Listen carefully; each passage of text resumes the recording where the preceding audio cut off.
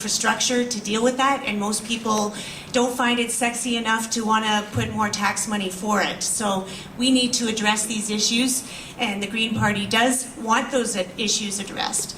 And the best way to do that is to change those percentages around a little bit. Thank you, Kathy. Peter Brady. Thank you very much. Certainly municipalities are central to our day-to-day lives, and the Conservative government has forged very strong partnerships with municipalities, and we certainly saw that through the depth of the economic downturn, where we worked in very close partnership to deliver important stimulus programs. And right here in my riding of Kitchener-Waterloo, this community has seen an unprecedented amount of support and attention from the federal government. Over $150 million delivered to this community in the last 2.5 years since I was elected as a member of Parliament. Support for affordable housing, for roads, for recreational infrastructure, including the arena that we're in right now as we speak, educational infrastructure, unprecedented support for science and technology and research and innovation. With respect to the gas tax fund, we doubled the gas tax fund, and in the recent budget, we made a commitment to make the doubled gas tax fund permanent. So it's about collaboration, partnership, results, and certainty and stability for municipalities. That's what we deliver. In the core and doesn't own a car, this is certainly a very important issue to me, and and as I've been walking around this community, important to a lot of other people. So what the NDP is proposing to do, and we've heard the gas tax mentioned a fair bit, is to put an additional cent on that gas tax. So what that will do is in fact accomplish two things. Number one, it will reduce the dependency on oil and help us shift towards a greener economy, which will certainly benefit us over the long term. And secondly, by doing that, it will increase transit ridership, and also by increasing transit ridership, we'll see a more comprehensive need to come up with more accessible public transit ideas. As well, in doing all of this planning, the NDP also believes that our solution for any sort of building of new buses, light rail transit cars, and any sort of infrastructure projects need to be made in Canada solutions. So we're also hoping to increase employment as well.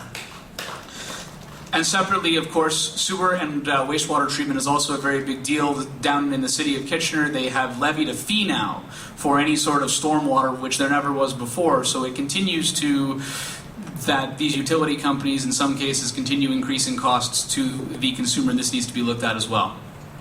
Thank you, Bill. Let's stay on the theme of transportation and transit. It was mentioned a couple of times. And there was a story a couple of weeks ago about the hours and the days a year that Canadians spend on the road. For those of us who do not work in the community, many are commuting and congestion, and support public transit in this country. And we'll begin with Kathy McLeod. CD that does not have a national transportation strategy. We would like to see that happen as quickly as possible. Within KW, the loss of productive hours while sitting in the car is a travesty. Also, it adds to our pollution. We live in a low area, and the more cars that are driving here, the more ground level pollution we have here, and it's very hard for us to get rid of that in light of our geography. The Green Party, of course, would like to see people using public transportation more. I have written editorials before in my support of the LRT, and I continue to support that. We need to look very carefully at the kind of future we're going to have here. I realize people don't want to spend another cent out of their pockets thinking that things are going to hum along, business as usual, but that really isn't reality, and it isn't leadership. Where are people going to be able to afford having 2 and 3 cars in their driveway? Our family of 5, 3 teenagers at the time, went down to 1 car 6 years ago, and we have managed to have the same quality of life with 1 car and a car share. There are many creative ways to solve this problem. We will be more productive if we have a better public transportation system. Thank you. Peter? Thank you, Joe. Well, again, actions are louder than words. The Conservative government is a key partner in helping to fund the region of Waterloo's improved transit plan. I advocated very strongly to ensure that our region and our community has that support from the federal government, and that we're partnering with other levels of government to ensure that we have a better transit system.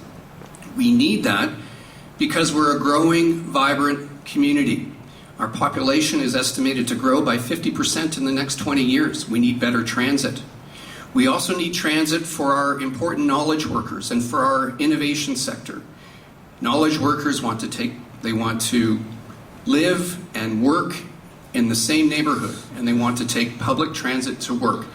This is about our future. It's about the future of our economy. It's about the future of our knowledge workers. And this Conservative government has been there for this important project for our region. Thank you, Peter.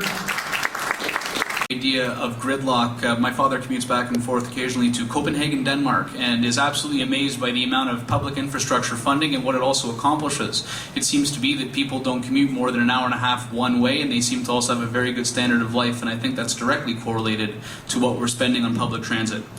The more people that we can get to use buses and LRT, the better off that our environment will be, and the better off that we will be as well, not only economically, but also in terms of our health.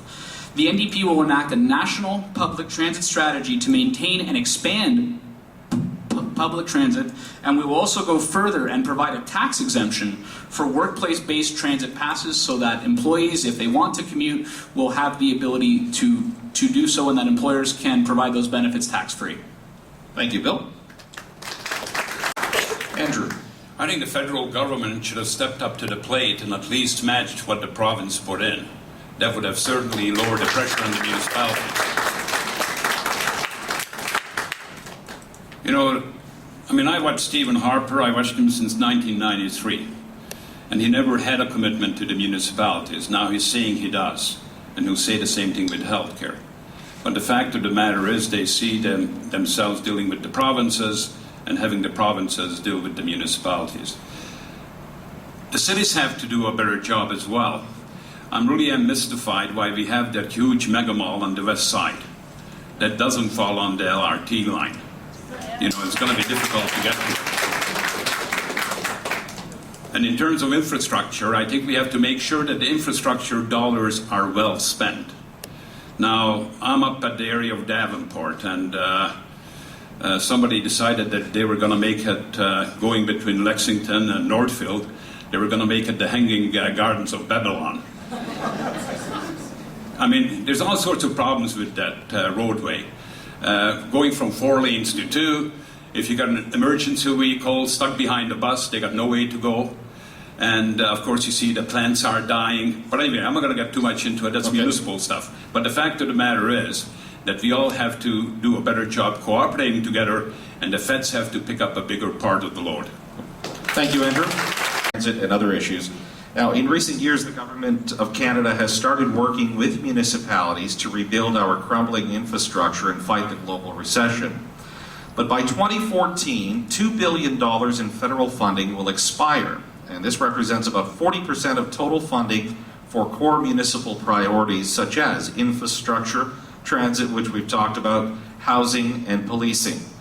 Now, the question to you will begin with Peter Braid. What will you and your party do to turn recent gains into a lasting solution? Thank you, Joe. Well, as I mentioned in a previous response, one of the key ways that the federal government partners with municipalities is through the gas tax fund. We have doubled that during the term of our government, and in the budget we've made a commitment, and this was a specific request from the Federation of Canadian Municipalities, was that we make the doubling of the gas tax fund a permanent funding feature for municipalities. And that brings in millions and millions of dollars to this community every year. That will certainly continue. Again, it's about close partnership and collaboration, working closely with all levels of government to ensure that the residents of this community are served. And finally, it's about ensuring that our number one focus is the economy, economic growth. The only way we can have programs that support our communities, programs that we can afford, is through the foundation of a strong economy. And our number one focus is jobs and economic growth. Thank you, Peter. I believe when taking a look at what we need to build a strong economy, I think that we need to promote a positive business climate.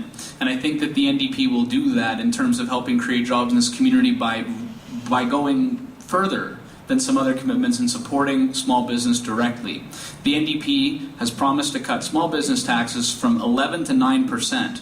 Now, what that money is actually going to go towards, thank you very much, what that money is actually going to go towards is a $4,500 tax credit for any small business that hires a new employee. Now, this isn't, we're not looking at just simply contract or temporary employees. We're actually going to give these businesses a $1,000 bonus tax credit if they keep this employee on for more than 12 months.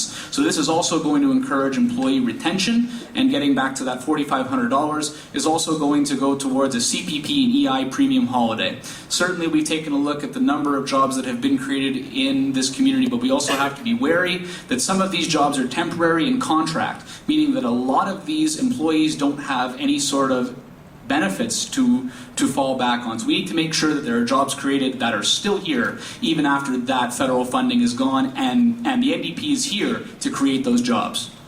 Thank you, Bill. Andrew? I would encourage everybody to go on liberal.ca and take a look at this program. It's costed, unlike the Conservative program, which has $11 billion deficit. I think when we talk about infrastructure, we must remember that back in November of 2008, Stephen Harper and Flaherty said there would be no recession, there would be no deficits, and it wasn't that the opposition parties forced them to come up with a stimulus package that they came up with a stimulus package. So this newfound religion had more to do with political expediency than anything else. But now we're talking about them having an $11 billion deficit that they haven't said how they're going to pay for it. Thank you. I'm going to give it to you straight from Vision Green. Green government will liberate billions of dollars a year through RRSP deductions for municipal bonds. The Greens will create a new pool of municipal infrastructure funding by changing tax rules to create a municipal registered retirement savings plan bond that can be held in RRSPs and self-directed RRSPs. Between January and March of 2011, Canadians spent $9 billion in mutual funds.